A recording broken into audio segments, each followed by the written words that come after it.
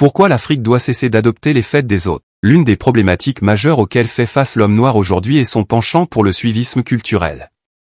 Depuis des siècles, il adopte les traditions, les fêtes et les commémorations établies par d'autres civilisations sans interroger leur pertinence par rapport à son propre cadre de référence.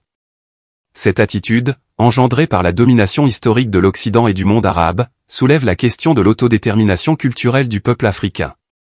Un exemple frappant de cette tendance est la célébration, le 8 mars, de la Journée internationale des droits des femmes, instaurée par l'ONU et inspirée des luttes féministes en Europe et en Amérique. Or, dans la tradition africaine, la question de l'égalité des sexes n'a jamais été un sujet de débat, contrairement à ce qui se passe dans la société occidentale. En effet, l'Afrique noire est originellement matriarcale, ce qui signifie que les femmes occupaient une place centrale dans l'organisation sociale, économique et politique. À l'opposé de la société patriarcale européenne, où les femmes ont dû se battre pour leurs droits, le rôle essentiel des femmes était naturellement reconnu en Afrique et certaines communautés plaçaient la transmission du pouvoir et de l'héritage sous l'autorité maternelle. De grandes personnalités féminines ont marqué l'histoire du continent, à l'image de la reine Nzinga du Ndongo et du Matamba, Angola, Amina de Zaria, Nigeria, ou encore la princesse Yenga des Mossi et la reine Ablapoku des Baoulé. De plus, les Amazones du Dahomey, une armée qui était exclusivement féminine, montrent bien le pouvoir que les femmes pouvaient détenir en Afrique.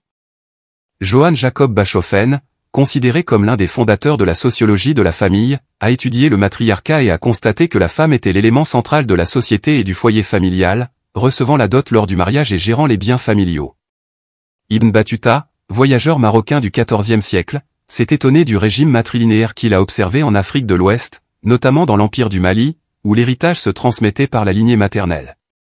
Ce système ne signifiait pas une domination des femmes sur les hommes, mais reposait sur une complémentarité et une répartition harmonieuse des rôles entre les sexes.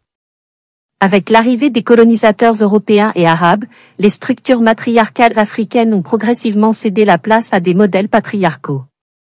Comme l'explique Cheikh Anta Diop dans l'unité culturelle de l'Afrique noire, l'islamisation de l'Afrique occidentale débute au Xe siècle avec le mouvement almoravide, la religion traditionnelle disparut peu à peu sous l'influence islamique, les mœurs et les coutumes également.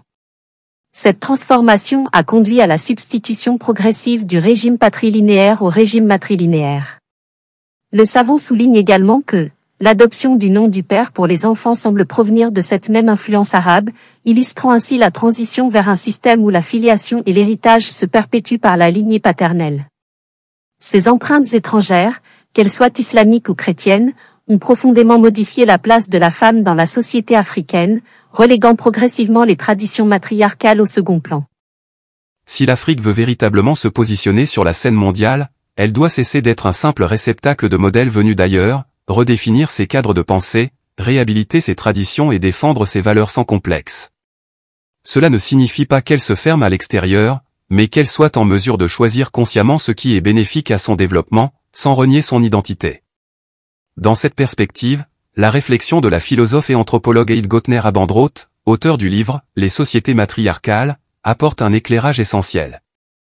Elle souligne que ces structures, loin d'être des systèmes de domination féminine, reposent sur un équilibre et une égalité profonde.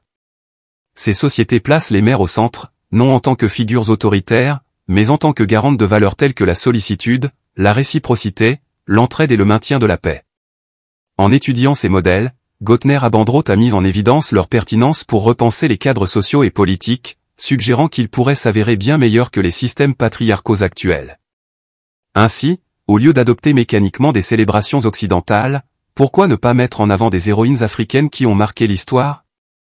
Pourquoi ne pas instituer des journées célébrant les symboles de leadership féminin spécifiques au continent? En refusant de valoriser son patrimoine, l'Afrique noire se cantonne à un rôle de spectatrice plutôt que d'actrice de l'histoire.